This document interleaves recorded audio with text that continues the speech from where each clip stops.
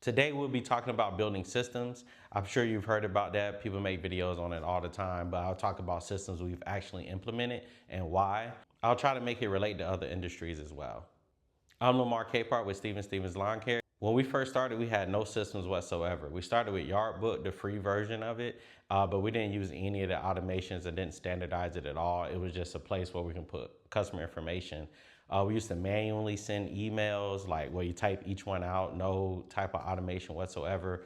We had phone calls going to my dad's cell phone, so everyone didn't get it. A lot of calls were missed later. So a lot of those systems or lack thereof worked early on when you were just starting out. But once we got past 50 or 60 customers, we started to see if we wanted to grow, we really had to build some systems that can scale with the company. We'll be touching on those systems today, and I can do a deep dive on any one of these. Just let me know in the comments below which one you would like to hear more of. Some people hear system and think software immediately, but it's not just that. It's a series of things.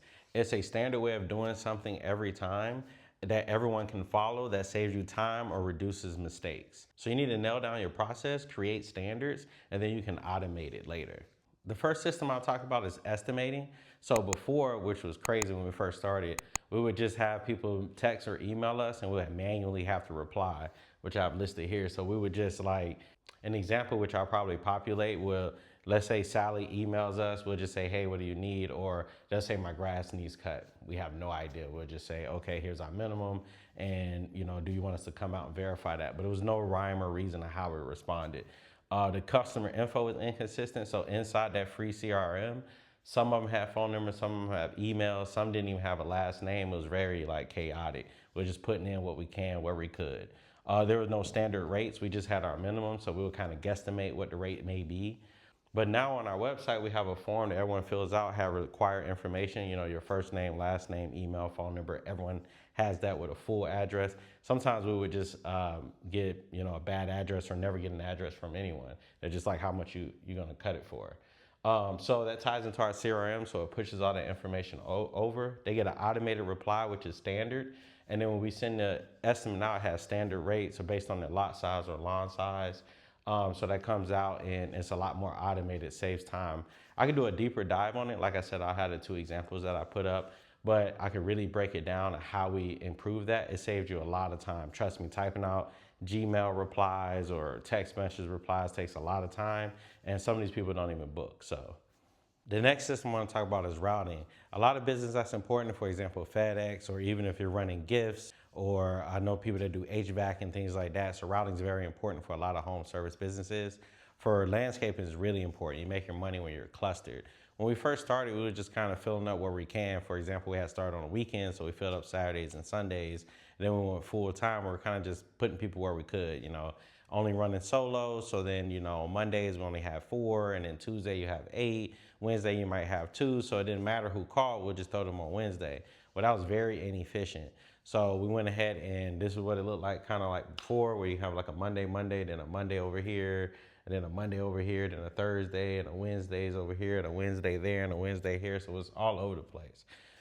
Funniest story with one of our employees that we had at the time, we had took them on right before this change to the better system. And they were like, we went from doing 10 a day to 20 a day. And it was yard after yard after yard after yard. So that's how it should be, knock a lot of stuff out. But it was just a funny thing for them to notice and, be like, oh my God, I got a lot of work. So after now you go ahead and zone it up. If someone reaches out and they have an address here, we know it's on a Tuesday. If it's over here, we know it's a Wednesday. And you can actually build Google Maps, or you can build some type of automations on the back end, which makes it super easy when addresses come in or you train your admin. So it's a really easy system to follow. It allows for a lot more efficiency. It allows for the routes to get done in a cleaner fashion. Everyone between the admin and the field staff are all on the same page. So routing is very important. The next thing we'll talk about is job notes. For in our industry, when you're pulling up at a lawn, maybe you have some notes on how the gate is latched or locked. If they have animals, whether we should knock on the door, what height to mow the lawn. It keeps us all accountable. So if let's say it needs to be mowed at 3 inches or 3.5 inches or 5 inches, maybe it's a really thick, lush St. Augustine lawn. So we want to cut that really high. We've had this come in a clutch when certain customers need certain things, and our crew members are able to see that on their phones now and have the notes. Before, we never had that. So the system before we had a crew, we would just throw people on the route. My dad at the time was able to run a route because he knew exactly what he was doing. Before we hired employees, we're like, how in the world are we going to get these notes out to the guys? So then we had this idea, like with Yardbook or Service Autopilot is what we moved to later. We could put job notes in there. So he was able to go at the time, I think it was like 75 customers or so. We have over 250 now, but we had 75 at the time, and we went through and put like gate sizes. So it lets you know if you can take the small mower or the big mower back there, and we put the mow height. So if you give somebody else that, they know exactly what height to mow it at. They know if they have a small or a big gate or no gate at all. Or maybe the customer needs us to knock on the door to let them put their animal up. All this creates a much better system. We also have checklists, so I might put an example of our actual checklist in here and it'll pop up. Blowing off the front and back, you gotta check that off. Did you close the gate? You can check it off. Did you take an after photo? So we use that, for example, and I always tell the guys, so we have proof that we were there, and it covers them as well. If someone calls in and say, hey, I didn't cut my yard, I got a picture that day that shows the upload time and everything of the photo that they took. And are there any damages or any notes that we need to have on there? That's a checklist after every single job. So I can also go in more details on that. I have like a whole system on the back end. If you guys want to know more, let me know. Hiring is a headache for a lot of people, definitely when you're first starting out. My dad, for example, thought it wouldn't be this difficult. I didn't think it would be this difficult. You're thinking somebody can come out and they can just cut grass. But we found out not just anybody can come out. You need the right personality, the right drive. We have people that's reliable and that we can trust on customer lawns. So at first we were just bringing anybody out there that had a post. You've heard it before. So if they showed up, that was good. They showed up at an interview. Sometimes we'll see if they can work the equipment a little bit, and we'll work them, and then they'll just disappear after a week or call out the next day, or we end up having to fire them because they weren't that good or they weren't trainable. So we end up having to build out a hiring and filtering system to get better candidates. So now we put professional ads on different job boards. We ask for a valid driver's license, because if you don't have a driver's license, maybe you're doing something that was irresponsible for your license gets suspended. We understand that life happens, but we've noticed that we get a higher quality candidate if they got a valid driver's license and they can pass a background check. So those two things help out. Obviously, we want to make sure we have a resume. We can confirm or verify their work history. If we can check out their references, do they have glowing references? And then you have a standard way you ask questions to kind of see what you got going on. You can use different job boards to put your ads out there. We use Indeed. It's ended up being the best of all the job boards that we've used. Craigslist has been horrible. I guess in certain parts of the nation that people are able to use Craigslist. You can do Facebook. Facebook's a little tricky. They don't do job posts per se, but you can boost a post. So let's say you want to attract a certain applicant, you can make a post that's geared towards them and then boost that post and hope you can get an influx of resumes. You can also try referrals, so ask anybody if they know anybody that needs a job that can work for your company, or bonuses to the crew. So if you give out like, hey, if you bring on a buddy or a referral and they make it past our first 30 days, you get an extra $250. That's cheaper than running a Craigslist ad or an Indeed ad or boosting a post on Facebook. And if they have an incentive, they're gonna want their friend to make it, or their buddy, or whoever the reference is, and the other person is gonna be incentivized to really do a good job. And you want to make sure you have an interview process, like I said, with a screening earlier, or how you standardize your questions, and make sure you follow up on their references. We've made a mistake where we haven't followed through on everything and that person ends up not working out. Recently, we had that situation where everything seemed well and the last check was a reference, and then the references kind of fell apart. So that's a good example of having some checks and balances. It's like, okay, this person looked good, their resume looked good, they interviewed well. As soon as we checked the actual references or called the company to verify, it was a no-go. And it was like, well, we're glad we followed our system instead of bringing that person on.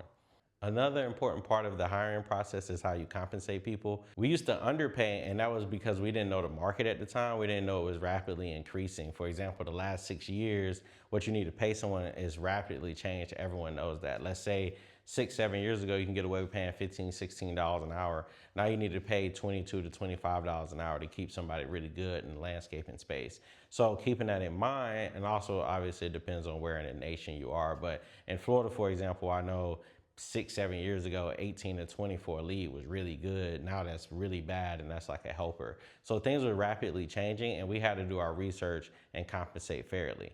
We decided to adopt something called P for P. It is a bonus structure type of pay. Some guys think it's akin to piecework, but you get paid based on the revenue you bring in, and we get a guys 30% of that. It has some control measures to make sure that they're not just out there going as fast as possible, messing up the lawns, but it is a way we can pay more. For us, once the guys really understand P4P, they end up making a lot of bonus money and ends up working out a lot. I think our top guys are making $27, $28 an hour right now, for example. If you don't do that, you can always have a bonus structure. Let's call it $20 an hour. That person works 40 hours for the work week. They're due $800 at the end of the week, but they did a good job. They exceeded expectations, whatever you outline. Make sure it's tangible and something they understand, like this many stops in a day, or no complaints, or this much time was saved, or whatever your bonus structure is. Make sure you write that down, and they get an extra $50 for the week, or they get an extra $100 for the week. Just some type of incentive program.